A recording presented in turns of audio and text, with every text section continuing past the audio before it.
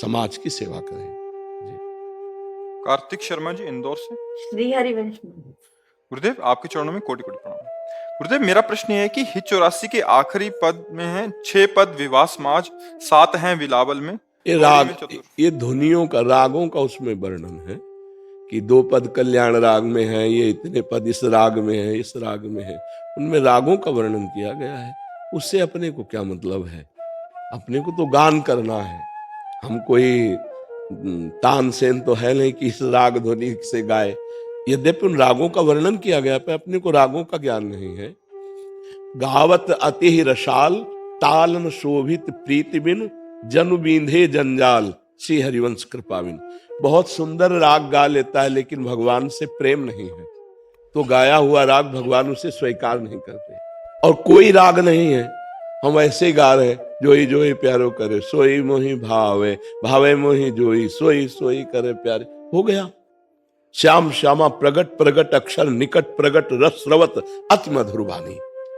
हम अपने स्वामी का यश गा रहे हैं, राग आवे या ना आवे। वहां रागों का वर्णन किया गया है। और जिनको राग रागिनी आती है वो राग रागिनी से गा ले, जिन्हें राग रागिनी नहीं आती तो ऐसे गावे। बात है भाव से गाने की।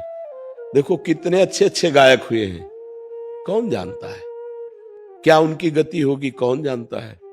अगर भगवान का नाम जप नहीं किया, धर्म से नहीं चले तो कौन जानता है। 4 दिन की चांदनी, वाह वाह वाह, तालियां बजी और चले गए, कौन जानता है उनको। भाई एक से एक बड़े गायक हुए ना संसार में, एक से एक बड़े गायक हुए। ऐसी कंठ, ऐसी ध्वनिया, आदमी झूम जाए। अब उनके कौन गीत सुनता है, कौन उनकी याद करता है। कुछ समय और निकलने दो। ऐसे एक से एक चक्रवर्ती सम्राट हुए, महान बलशाली, कौन जानता है उनको। गए। जो नाम जप कर लिया, भगवान को रिझा लिया, तो मानव जीवन की सार्थकता हुई। नहीं तो उसका कोई अस्तित्व नहीं है। चाहे जितना बड़ा गायक हो, चाहे जितना बड़ा अभिनय करने वाला हो, चाहे जितना बड़ा पदाधिकारी हो, यदि भजन नहीं किया तो न पद रहेगा, ना अभिनय रहेगा, ना गान बजान रहेगा। और इसके बाद क्या दुर्गति होगी पता नहीं। अगर अच्छे आचरण है, नाम जप करता है, भगवान के आश्रित है, तो इस लोक में भी यश है और परलोक में भी उन्नति है। अब इतना सम्मान मिला कि वो अभिमान के कारण रामकृष्ण हरि बोल ही नहीं सकता, वो भजन ही नहीं कर सकता। इतना जगत प्रिय है, इतना सम्मान मिल गया है। इस सम्मान अभिमान को पुष्ट करता है। अभिमानी कभी भगवान का भजन नहीं करता है। दक्ष प्रजापति अपनी बेटी का, सती का ब्याह भगवान शंकर से किया, और जब उनको प्रजापति पद मिल गया तो भगवान शंकर की निंदा कर दी, शाप दे दिया और ऐसे कटुवचन बोले। तब लगा कि पद बहुत ही, जगत सम्मान बहुत ही बड़ा बुरा नशा है। भगवान को भी गालियां देना शुरू कर दिया। तब नंदिकेश्वर ने उनको शाप दिया और बड़ा विध्वंस मचा, बड़ा विध्वंस हुआ दक्ष का। तो ये जो लोक सम्मान मिलता है अभिनय से, गायन से, यदि भगवान का भजन नहीं तो इसका कोई महत्व तो नहीं है। गए। एक से एक गायक हैं जिनकी अभी आवाज सुनो तो मस्त हो जाओगे। अब वो गए, न राम बोला, न कृष्ण बोला, न हरि बोला, न धर्म से चले।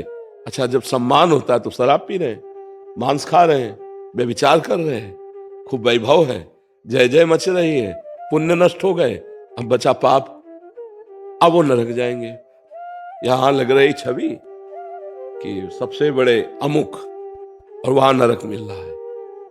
अगर धर्म से चले हो, नाम जप किए, व्यसन नहीं किए, और यहां भी सम्मान और भगवान के दरबार में भी सम्मान, तो हमें लगता है अगर राग रागिनी का ज्ञान नहीं भी है और हम भगवान को गायन करके सुना रहे जैसे हमसे बनता है, तो उसमें भगवान प्रसन्न होते हैं। भगवान को भाव चाहिए, राग रागिनी नहीं। नहीं तो गंधर्वों को भगवान की प्राप्ति हो जाए। गंधर्व लोग तो बहुत गायन विद्या के प्रवीण हैं, नृत्य विद्या की अप्सराएं प्रवीण हैं। वो तो गंधर्व गायन विद्या में आचार्य है, लेकिन कभी ऐसा नहीं सुना गया कि भगवान गंधर्वों की सभा में गए। भगवान उन भक्तों के पास गए जिनके अंदर भाव है। वो राग हो या न राग हो, जैसे भी है वैसे पुकार रहे, भगवान उनके समीप गए। समझ रहे हो बच्चा? महर्षि एक प्रश्न बार बार बाहर भी आता है और कमेंट्स आदि में भी आता है।